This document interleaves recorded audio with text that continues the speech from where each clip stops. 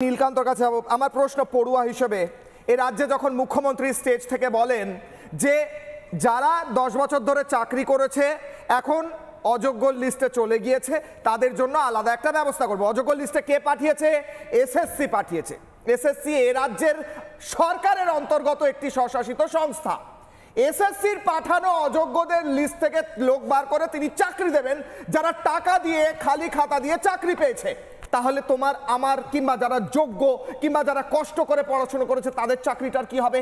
কেন মুখ্যমন্ত্রী বারবার অযোগ্যদের পাশে দাঁড়াচ্ছেন? উত্তর, একটা কথা আছে যে বেকারের জ্বলছে পেট, যে বেকার পায়নি টেট, সেই বেকার দিচ্ছে ডাক মমতা ব্যানার্জি নিপাত যাক। আর আজকে মমতা ব্যানার্জি তো বারবার প্রমাণ করেছেন যে যাহারা তেনার ভাইপোর পকেটে টাকা ভরিবেন তাহারাই চাকুরি পাইবেন, এবং যদি কোনো কারণবশত সেই চাকুরি চলিয়া যায় মমতা ব্যানার্জিকে সেফগার্ড করার জন্য সিপিএম ভালো করে ইনপুট করে রেখেছে যে গ্রুপ সি গ্রুপ ডিতে ক্যাবিনেটের ডিসিশন অনুযায়ী চাকরি যেতে হতে পারে।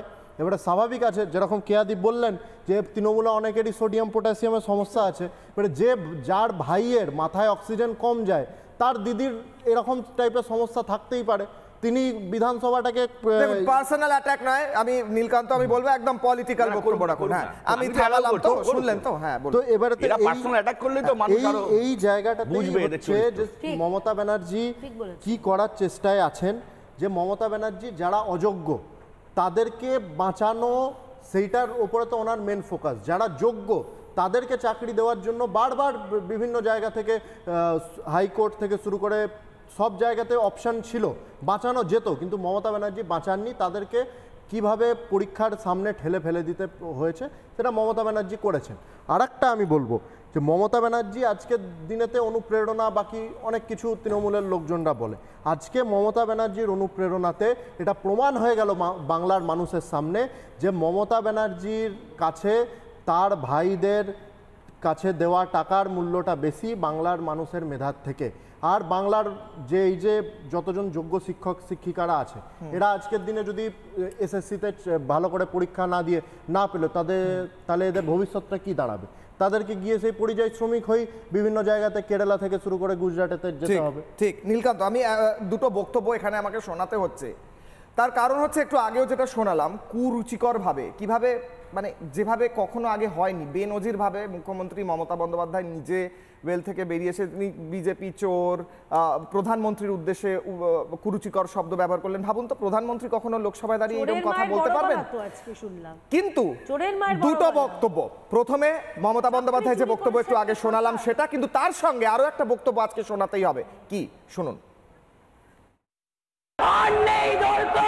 মোদীর সরকার চোর, চোর, বিজেপি চোর, ভোট চোর, ডেমোক্রেসি চোর, সব চোর। অমিত শাহ বড় চোর, মোদী সবচেয়ে বড় চোর, বিজেপি চোর চোর, চোর হটাও। আচ্ছা, মমতা বন্দ্যোপাধ্যায় বলছেন বিজেপি সবাই চোর, উল্টো দিকে যারা রয়েছেন তারা সবাই চোর, যারা তৃণমূল নন ওখানে তারা সবাই চোর, সবাই চোর। চিৎকার করে করে পয়েন্ট আউট করে করে তিনি দেখিয়ে দিলেন তৃণমূল থেকে যারা বিজেপিতে গেছেন তারাও চোর, তারা আগে চোর ছিলেন না এখন চোর হয়েছেন বলতে চাইছেন মমতা। কিন্তু এবার একটা বক্তব্য শোনাই, শুনুন কেন গুরুত্বপূর্ণ, তার কারণ কেন। আচ্ছা দেখুন, শুনুন। কোন চাকরির ক্ষেত্রে আপনি আমাকে বলুন তো, 100টা চাকরি দিতে গেলে একটা নিজের লোককে কেউ দেয় না? আপনারা তো ইনস্টিটিউশন চালান বিভিন্ন জায়গায়, কাকে আপনি নেবেন আপনার ইউনিটে, কাকে আপনি রাখবেন কাকে না রাখবেন, ইট ইজ ইয়োর চয়েস। কোন সাংবিধানিক অধিকারে একটা জায়গা থাকলে সেখানে নিজের লোককে চাকরি দেওয়া যায়, চাকরি চুরি করা যায়? মুখ্যমন্ত্রী কোন সাংবিধানিক অধিকারে স্টেজে দাঁড়িয়ে বলেন যে যারা অযোগ্য তাদের লিস্ট থেকে বের করে আবার নতুন করে চাকরি দেবেন? আমার জানা নেই। কিন্তু দুটো বক্তব্য শোনালাম তো। মমতা বন্দ্যোপাধ্যায় বলছেন কে না দেয় বলুন তো নিজের লোককে চাকরি? দ্বিতীয় অগ্নিবাণ। নানা ধরনের কন্টেন্ট দেখার জন্য লাইক করুন, শেয়ার করুন আমাদের ফেসবুক পেজ, সাবস্ক্রাইব করুন আমাদের ইউটিউব চ্যানেল। পাশাপাশি অন্যান্য ব্রেকিং নিউজের জন্য অবশ্যই চোখ রাখুন রিপাবলিক বাংলায়।